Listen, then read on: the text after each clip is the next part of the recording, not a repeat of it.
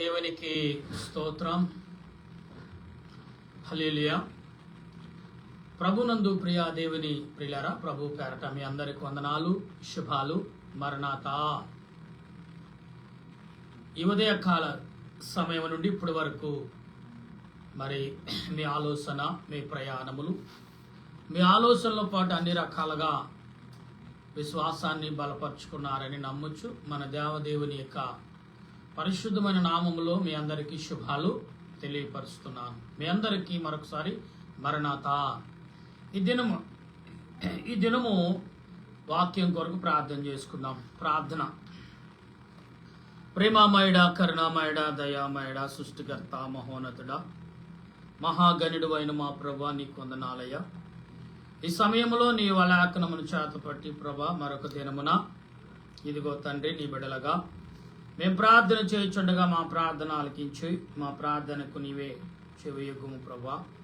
నీ ఆలోచన మా మీద చూపించుచున్న దేవుడు అని నమ్ముచు నీ ఆత్మచేత ఇదిగో ప్రభా మరి నూతనమైన గ్రంథములోకి, ఎఫెసీ గ్రంథములోకి మేము ప్రవేశించుచుండగా అపోస్తలుడైన పౌలు ఎఫెసీ సంఘానికి కొన్ని హెచ్చరికలు రాస్తున్నారు ప్రభా. ఆ హెచ్చరికలు ధ్యానము చేయుచుండగా నీ ఆలోచన, నీ తలంపులు, నీ ఆత్మ నడిపింపు నాకు అనుగ్రహించి బలపరచమని మా రక్షకుడును ప్రభు అయిన యేసుక్రీస్తు నామములో ప్రభా నాలో నీ ఉండి నీ బిడ్డలకు కావలసిన మాటలు నీ లేఖనము ద్వారా అందించమని క్రీస్తు నామమును అడుగుచున్నాను పరమ తండ్రి, ఆమేన్. తండ్రి అయిన దేవుని సహాయము మనకు తోడై ముందుకు నడిపించును గాక, ఆమేన్. ప్రియులారా, భక్తుడైన ఎఫెసీ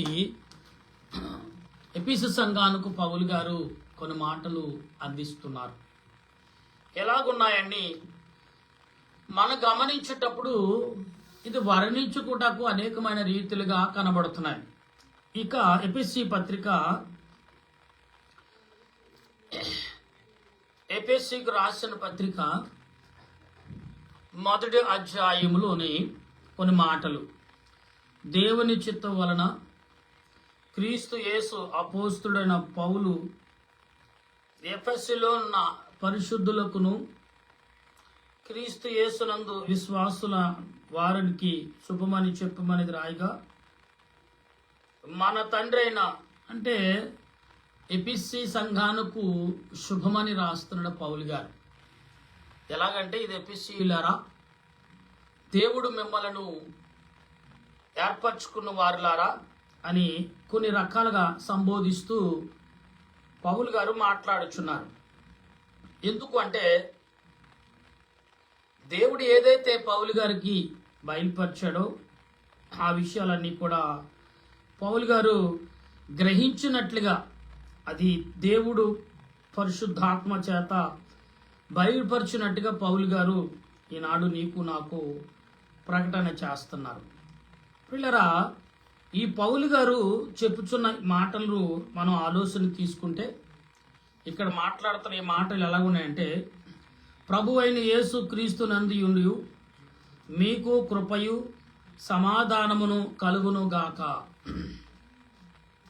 మన ప్రభు అయిన యేసు క్రీస్తు తండ్రి యొక్క దేవుడు స్తుతింపబడును గాక.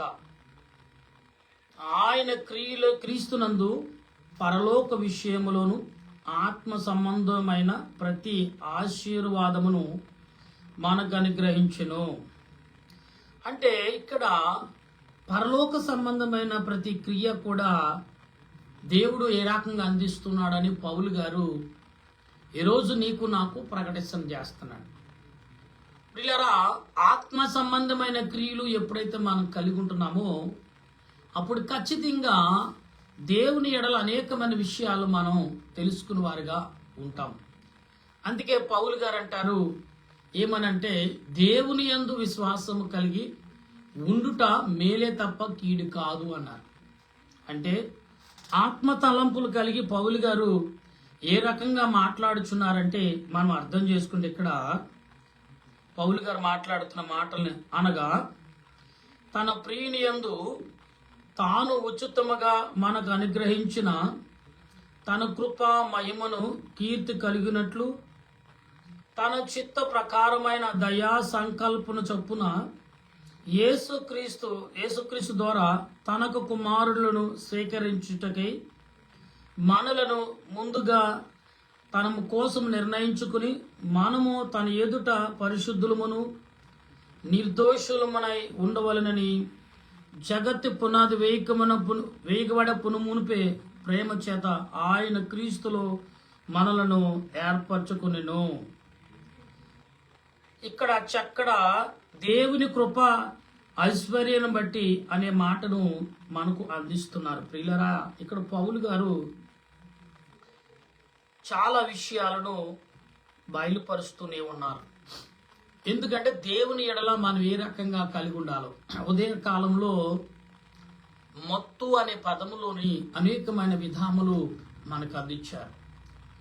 ఈ మత్తు అనేది దేంట్లో ఉండాలంటే ఆత్మ సంబంధమైన క్రియలు కలిగి ఉంటే బెటర్ అనేది లేఖనం చెప్తుంది. ఇక్కడ దేవుని సంబంధులుగా మనం జీవించుచున్నామా లేదా, ఆయన బిడ్డలుగా లేదా ఆయన యొక్క పనిముట్లుగా, ఆయన పనివారుగా, ఆయన సేవకులుగా, ఆయన యొక్క ఉపదేశులుగా మనం నడుచుకుంటున్నామా లేదు అని పౌలు గారు ఇక్కడ చాలా క్లియర్గా చెప్తున్నారు. మన తర్వాత మన పిల్లల తర్వాత పిల్లలని మాట్లాడుకుంటున్నామే తప్ప దైవికమైన క్రియలు ఎవరైనా కలిగి ఉన్నారనేది లేదా అనేది ఇక్కడ వాక్యం చెప్తుంది. ఆ ప్రియుని యందు ఆయన రక్తము వలన మనకు విమోచన అనగా మన అపరాధములకు క్షమాపణ కలిగి ఉన్నది.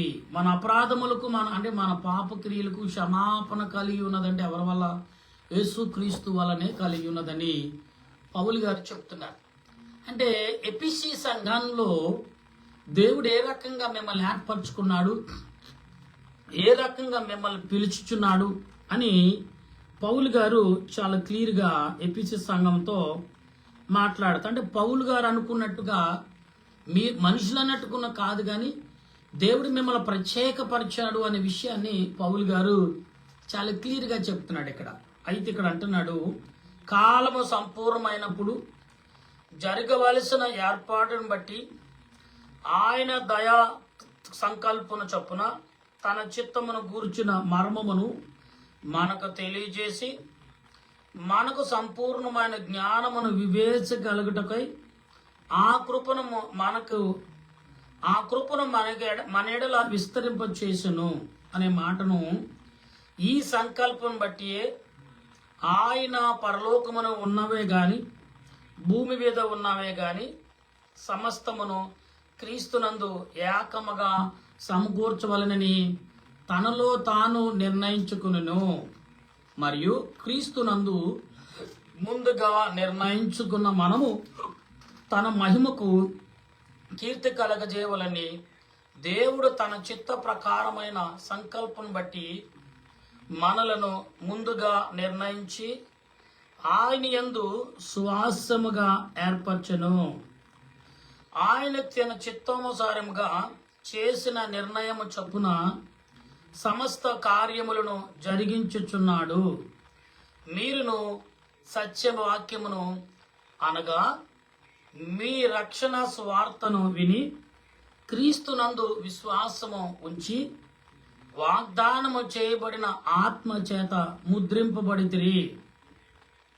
దేవుని మహిమకు కీర్తి కలుగుటకై ఆయన సంపాదించుకున్న ప్రజలకు విమోచన కలిగి నిమిత్తము ఈ ఆత్మ మన స్వాస్థ్యమునకు సంచుకరువుగా ఉన్నది. ఈ హేతు చేత ప్రభువైన యేసులందరి మీ విశ్వాసమును గూర్చియు పరిశుద్ధులందరి ఎడల మీరు చూపుచున్న విశ్వాసమును గూర్చియు నేను వినినప్పటికీ మీ విషయమై మానక దేవునికి కృతజ్ఞతాస్తుతులు చెల్లించుచున్నాను. అంటే ఇక్కడ మనుషులని ఏ రకంగా వాడుకుంటున్నాడు దేవుడు, ఏ రకంగా ఏర్పరచుకున్నాడు దేవుడు, ఏ రకంగా బలపరుస్తున్నాడు దేవుడు అని ఎపిస్ సంఘానికి పౌలు గారు ఒక హెచ్చరికతో, మీరు అనుకున్నట్టు మీరు ఊహించినట్టు కాదు, ఇక్కడ దేవుడు మిమ్మల్ని వేరే రీతిలో చూస్తున్నాడు. వేరే రకంగా చాలా మంది అంటూ ఉంటారు. కొందరు పనివారిని యజమానుడు మరొక పనివాడు వచ్చి ఒరే బాబు, నువ్వు అనుకున్నట్టు కాదు, మీ యజమానుడు చాలా నిన్ను గౌరవిస్తున్నాడు, చాలా నమ్మకంగా నిన్ను చూస్తున్నాడు అంటే ఆ యజమానుడు, ఆ పనివాడు అనుకుంటాడు, ఊరుకోండి మీరే అని చెప్తారు, మా యజమానుడు నా మీద మహా కోపంతో ఉంటాడు, ఎప్పుడు తిడుతూనే ఉంటాడు అనే మాటను మాట్లాడుతూ ఉంటారు. ఎందుకంటే ఇక్కడ మొదటేమో ఎదుటిగానే యజమానుడు పనివాడిని తిడుతూ ఉన్నప్పుడు నన్ను ఎప్పుడు ఇలాగా తిట్టుకుంటాడు, కానీ అంతరాత్మగా పనివాడిని ప్రేమించేవాడు ఎప్పుడు కూడా తిడుతూనే ఉంటాడు. ఎందుకంటే అంతరాత్మగా అతను అసలైన ఆపద వచ్చినప్పుడు ఆదుకునేవాడు యజమానుడు. కానీ బహిరంగంగా తిట్టేవాడంటే ఇంకా వాడు సక్రంగా చేయాలి, ఇంకా అనేక రకాలుగా ఉండాలని కొన్ని రకాల ఇసుకుదలతో కూడిన మాటలు మాట్లాడుతూ ఉంటారు యజమానుడు. అయితే ఇక్కడ మనం గమనించాలి, దేవుడు నీ ఎడల కలుగుచున్న చేయుచున్న క్రియ అన్నిటిని బట్టి పౌలు గారు చెప్తారు, దేవుడు మీ మీద గురి కలిగి ఉన్నాడు, అందుకే హెచ్చరికలు చేస్తున్నాడు, ఇదిగో మిమ్మల్ని ఏర్పరచుకున్నాడు ఆయన, మీ రీతిగా జీవించండి, ఈ రీతిగా నడవండి మనం చూస్తున్నాం. ఇలా ప్రపంచము ఎలాగుందంటే నిప్పులు కొలుములో నిప్పులు మండుతున్నట్టుగా మనుషుల యొక్క ఆలోచనలు మండుతున్నాయి. ఎలాగంటే స్వార్థం, అసూయ, అక్రమం, అన్యాయం, ఆధిపత్యము, అధికార దాహంతో మనుషులు చాలా ఒక దేశాన్ని కొట్టుకుని మరొక దేశాన్ని చూడండి. ఇలారా సింహము ఒక్కొక్కసారి వేటకెళ్ళినప్పుడు చిన్న జంతువులు వేటాడిన వేటని లాక్కుంటూ ఉంటుంది. అది ఎందుకంటే అవి ఎలాగైనా వేటను చేయగలవు కాబట్టి అది గర్దించగానే వెంటనే విడిచిపెట్టి వెళ్ళిపోతాయి చిన్న జంతువులు. ఎందుకంటే దాన్ని ఇక పంజాకు మనం బలైపోతకుండా ఎందుకులే విడిచిపెడితే మరొక చోట ఎక్కడైనా వేటాడుకుని తిందాం అనే ఆలోచనతో విడిచిపెట్టి వెళ్ళిపోతాయి. ఆ రకమైన భావన ఈనాడు దేశంలో ప్రపంచంలో నాయకులైన వారికి ఆలోచన పుడుతుంది.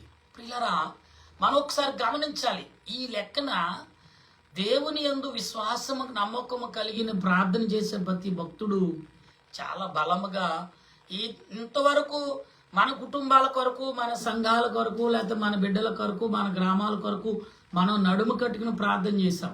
ఇప్పుడు అలా కాదండి, ప్రపంచము కొరకు నడుము కట్టి ప్రార్థించాలి. దేవుడు ఇదంతా అపవాదిగాడు చేర్చున్న చిత్రక అపవాదిగాడు దేశాన్ని ఏలుబడి చేయవలుతున్నాడు. ఏలుబడి అంటే ఏంటి? మొత్తం యెరూషలేములో దేవాలయం ఎంత వేగంగా కడతారో ఆ దేవాలయంలో వాడే కూర్చుని పరిపాలన చేస్తాడనేది లేఖనం చెప్తుంది. ఆ లేఖనాలు దానియేలు గ్రంథము లేఖనాలు, అలాగే పాత నిబంధన గ్రంథములు, ఇర్మియా రాసిన గ్రంథాలు, అలాగే అపోస్తులైన పౌలు గారు కొత్త నిబంధన గ్రంథంలో కూడా కొన్ని విషయాలు మనకు కనపడుతున్నాయి. సౌలు గారు ఏ రకంగా చెప్పారు, లేకపోతే ఇర్మియా గారు, ఇలాగా ఎందరైతే ఏ భక్తులు లోకము కొరకు ఎక్కువగా మనకు కనపడేది ఏంటంటే దానియేలు గ్రంథం కనపడుతుంది. దరివే రాజు కాడి నుంచి దేవుడు కొన్ని సూచనలను రాజుల నిమిత్తము చూపించాడు. అప్పటి వరకు రాజులను ఎక్కడ డిస్టర్బ్ చేయలేదు. దేవుడు పరిపాలన చేస్తున్నారు. ఆయుష్ను పెంచుకు ఒక్కొక్కరు 100 సంవత్సరాలు 200 సంవత్సరాలు పరిపాలించిన రాజులు కూడా ఉన్నారు బైబిల్ గ్రంథంలో. అయితే వారు ఎప్పుడు కూడా అలాంటిది లేదు. ఎప్పుడైతే అపవాదు సంబంధమైన క్రియలకు లోబడ్డారో రాజులు, అప్పుడు వారిలో అత్యాశ అనేది నేను అనుకునే పదము వారిలోకి వచ్చింది. అంటే మత్తు అనే పదము ఎప్పుడైతే మనిషికి ఎక్కుతుందో ఆ మత్తులో ఏం ప్రవర్తిస్తాడో ఎలా ప్రవర్తిస్తాడో తెలియదు. ఆ మత్తు దిగితేనే తప్ప మనిషికి అనేకమైన విషయాలు అర్థం కావు. ఈనాడు మీ అధికారమైన మత్తుల్లోకి ఈనాడు ప్రపంచమంతా కూడా చేరిపోతుంది. ప్రియులారా, మనం ఏం చేస్తామండి? మనం ఏం చేయగలమా? ప్రియులారా, గమనించండి, దేశాల వారిగా జరుగుతున్న వారిని ఒక ఆనాడు ఇశ్రాయేలు ప్రజలు ఎరుకో గోడలను కూలగొట్టడానికి యుద్ధం చేయలేదు. యుద్ధం చేయాలనుకున్నారు, కానీ దేవుడు యుద్ధం చేయొద్దన్నాడు. 7 మార్లు మహిమను అనగా పరలోకమానికి స్తుతి చేస్తూ పరలోకముతో పాటు మీరు కూడా ఏకమై మరి ఆ యొక్క యెరూషలేము అంటే గోడ చుట్టూ తిరగండి, ఆ పట్టణం చుట్టూ తిరగండి అని ఎరుకో గోడల చుట్టూ తిరిగారు. ఆ ఎరుకో ఊరంతా తిరిగినప్పుడు వాళ్ళు ఏమి చేయలేదు, స్తుతులు మాత్రం చేశాడు. 7 మార్లు తిరిగారు. ఏంటి ఇలా ఎలాగ స్థుతులు పిచ్చోళ్ళు అనుకున్నాడు ఆ ఏ రోజు ఆ రాజులైన వారు. ఏది ఎరుకో పట్ట రాజులందరూ కూడా. కానీ 7వ రోజున ఎవరు కోల్చలేరు అనుకున్న ఆ రాతి గోడలు ఏమైపోయి ఏమండి, ఒక చంటిపిడి చేతిలో ఒక పప్పనిలా కానీ లేకపోతే ఒక సిన్నున్న కానీ ఏదైనా ఇస్తే అలాగా నలిపేస్తాడు. అలా నలిపేశాడు దేవుడు ఎరుకో గోడలను. ఆ గోడలు సామాన్యమని కాదండి, సుమారు 20-30 అడుగులు అడ్డము, చాలా బలమైన గోడలు. అటువంటి గోడలు ఎవరు కోల్చలేరు. రాతి గోడలన్నీ కొండలతో కట్టిన రాళ్ళు. అటువంటి గోడల్ని దేవుడు పిండిగా మార్చేశాడంటే కేవలము ఒక శక కలిగిన అది ఇశ్రాయేలు ప్రజల శక. దేవుడు ఏర్పరచుకున్న సంఘము ప్రార్థన చేశారు, విజ్ఞాపన చేశారు, స్తుతులు చేశారు. రాజులు సహితము వణుకుపోయారు. ఈనాడు ప్రపంచంలో అనేక దేశాలు ఇప్పుడు బాగా ఆధిపత్యం కావాలని కోరుకున్న అధికార దాహం ఎక్కువ ఎవరికి ఉందంటే ట్రంప్ గారికి ఉంది, మరి రష్యా, మరి తర్వాత చైనా దేశాలకి అందరికి కూడా కలుగుతుంది. దాంతోపాటు ఎవరు సపోర్ట్ చేస్తారో వాళ్ళని ఏకత్వమై హర్మయోని యుద్ధము అనే పదం బైబిల్ గ్రంథంలో ఎలాగైతే రాయబడిందో అది ఖచ్చితంగా జరగబోతుంది. 3వ ప్రపంచ యుద్ధం అంటే పరలోకను దేవదూతలు వచ్చి చేస్తారేంటో అన్నంత రీతిలో ఈ భూమి మీద జరగబోతుంది అనేది మనకు కనపడుతుంది. ప్రపంచం ఎంత వేగంగా ఎదుగుతుందో అంతే వేగంగా కూలిపోటాకు కూడా సిద్ధమైందనేది ఇప్పుడు ఈ యొక్క క్రియలను బట్టి మనం అర్థం చేసుకుని మాట్లాడవచ్చు. ఎందుకంటే మీరు ఏమైనా ప్రవచనాలు చెప్తున్నారా అని, కష్టపడి కట్టి రాతి మీద రాతి నిలబెట్టి కట్టింది కూలగొట్టేస్తాడా అంటే దేవుడు కూలగొట్టాడండి. మనమే కూలగొట్టుకుంటున్నాం అనే విషయాన్ని ఇక్కడ మీకు గుర్తు చేస్తున్నాను.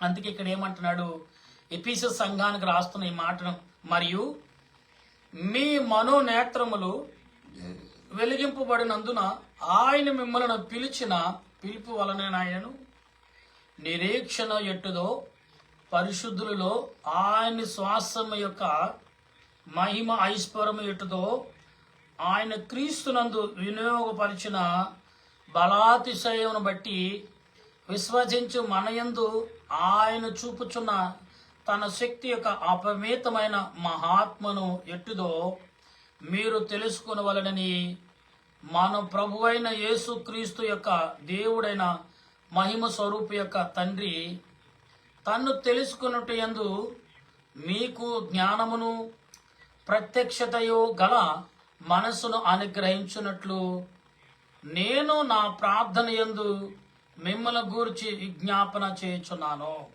చూసారు ఎలా చెప్తాడు పౌలు గారు అంటే మనుషులు కావాల్సింది ఏంటంటే ఆధిపత్యం. కానీ ఇక్కడ ఏమంటున్నాడు పౌలు గారు, మిమ్మల్ని గూర్చి నేను విజ్ఞాపన చేయుచున్నాను. నిజమేనండి.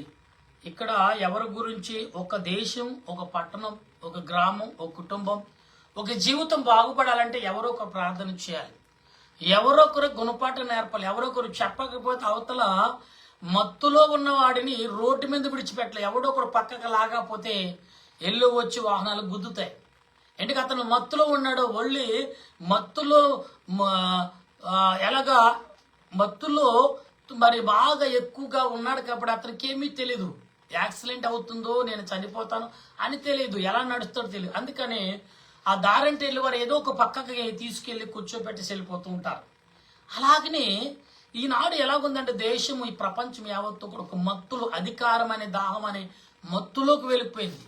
దీన్ని ఎవరు చేయగలరు, ఎవరు సేధించగలరు అంటే సంఘాలు, అనగా విజ్ఞాపన చేసే సంఘాలు. అది దేవుడు తప్ప మరి ఎవరు సరి చేయలేరు. ఇలా మనిషిలో యొక్క మత్తు ఎక్కడ చేరిందంటే పీచుకు చేరింది. ఎలాగంటే అధికారమైన మత్తులోకి పడిపోయారు. డబ్బును, అధికారమును, వెండి బంగారు ఆస్తులు. ఈ రోజుల్లో ప్రియులారా, నేను ఇందాక టీవీ చూసాను, సంక్రాంతి నెలలో ఒక 20 నిమిషాల్లో ₹1 పందెం జరిగిందంట. రేపంట 3 కోట్ల రూపాయలు పందెం అంట.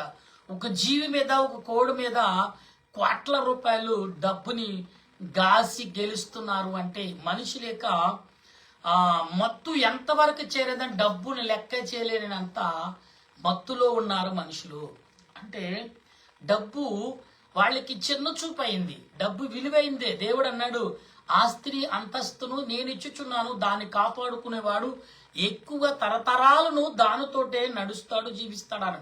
అది ఎలాగంటే డబ్బు విలువ, ఏమంటే మనిషి విలువ, అధికార విలువ, అయితే ప్రపంచ విలువ, భూమి విలువ, ఆకాశం విలువ, సమస్తమును తెలిసినాడు అతడు దేనిని ఆశించాడు. అందుకే మరి చూడండి, దావీదు కుమారుడు సొలొమోను ఏం కోరుకున్నాడు దేవుడి దగ్గర? జ్ఞానమును తెలివిని మాత్రమే కోరుకున్నాడు. దేవుడు సర్వం ఇచ్చేశాడు. అలాగ మనం కోరుకోకుండా అలా మనిషి లేక మత్తు పీచక చేరిపోయిందంటే మరి చుట్టకు బాగా అంతమించి చేయలేదు. అంతే, అక్కడికి వెళ్తే ఆగిపోవటం లేదా కిందగా పడటం. ఇప్పుడు మనుషుడు ఎంత మత్తులోకి వెళ్ళాడంటే నేలలు పడే వరకు కూడా నేను మత్తులో ఉన్నానని తెలియట్లేదు. ఇవాళ ఆల్రెడీ వారం నుంచి మీడియాలకు వార్తలకు రావట్లేదు. ఆల్రెడీ యుద్ధాలు జరుగుతున్నాయి. వేల మంది కాలి చేసే వరకు కొందరు, బాంబులతో చంపేసే వరకు కొందరు ఆల్రెడీ జరుగుతున్నాయి. మనకి మీకు తెలిసే లేదు, వారం నుండి ఈ వారులు జరుగుతున్నాయండి చాలా దేశాల్లో. ప్రియారా గమనించండి, ప్రపంచం ఎంత ఎలాగుందంటే అగ్నిగుండము వలె మండుతుంది. దేంతో అంటే అధికారం అనే కట్టెలతో కాలుస్తున్నారు దేశాన్ని. అధికారం అనే కట్టెలు ఎలిగిస్తున్నారు. ఎలిగించేవాడు ఎవరంటే అధికార దాహం కలిగిన వాడు.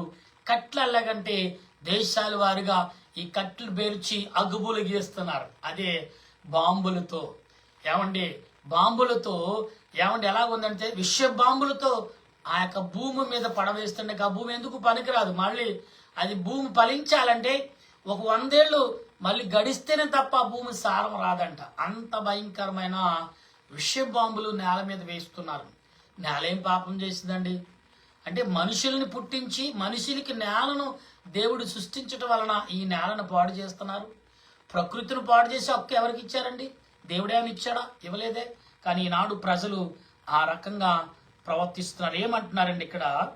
ఆయన ఆ బలాత్సేత చేత క్రీస్తులో మృతులను లేపి సమస్తమైన ఆధిపత్యము కంటేను, అధికారము కంటేను, శక్తి కంటేను, ప్రభుత్వము కంటేను ఈ యుగమందు మాత్రమే గాక రాబోబు యుగమందును పేరు పొందిన ప్రతి నామము కంటే ఎంతో హెచ్చుగా పరలోకమందు ఆయనను తన కుడి పాక్షమున కూర్చుండబెట్టుకొనున్నాడు.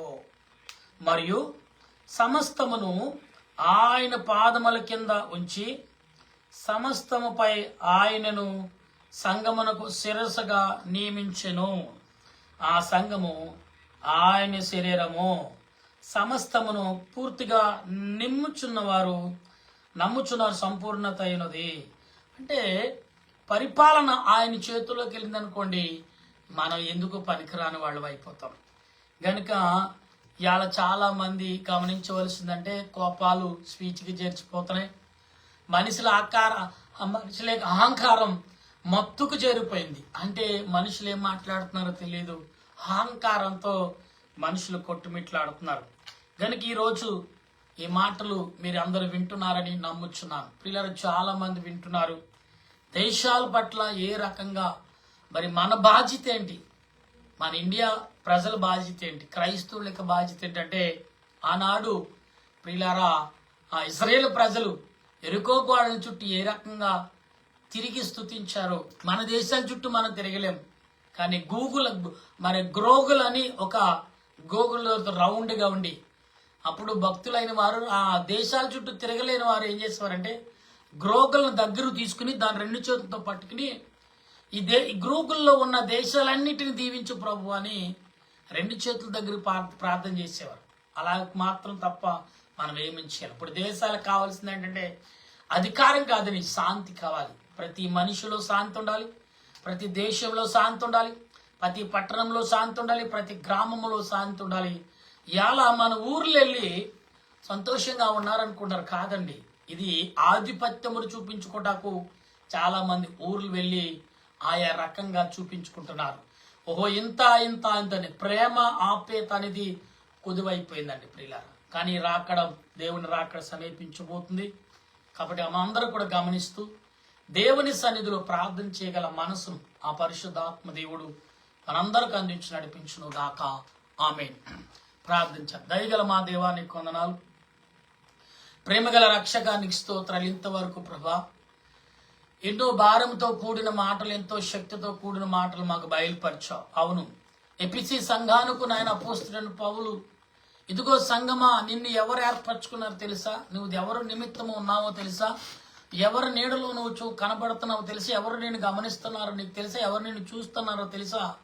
సృష్టికర్త దేవుడు నిన్ను గమనిస్తున్నాడు. యేసుక్రీస్తు ప్రభు తన రక్తము ద్వారా నిన్ను బలపరుచుకున్నారు అనే విషయాన్ని ప్రతి మనుషుడు గ్రహించి, ప్రతి మనుషుడుగా అటు విషయంలో శాంతి సమాధానంతో మా దేశాలకు, గ్రామాలకు, పట్టణాలకు దయచేసి నడిపించమని ప్రభు, ఎందరైతే ఏ మనుషులతో ఏ తలంపుతో ప్రార్థన చేస్తున్న ప్రతి మనిషి యొక్క ప్రార్థన ఆలకించి, ప్రతి కుటుంబం చిన్న బిడ్డలు మొదలుకుని వృద్ధుల వరకు అందరూ ప్రభా సంతోషము, సమాధానం, కక్షలు, కారుడియాలు, ద్వేషము, అసూయ, కోపం, మత్తు అనే కోపం, పాపం అనే మత్తులోకి జారిపోతున్నారు.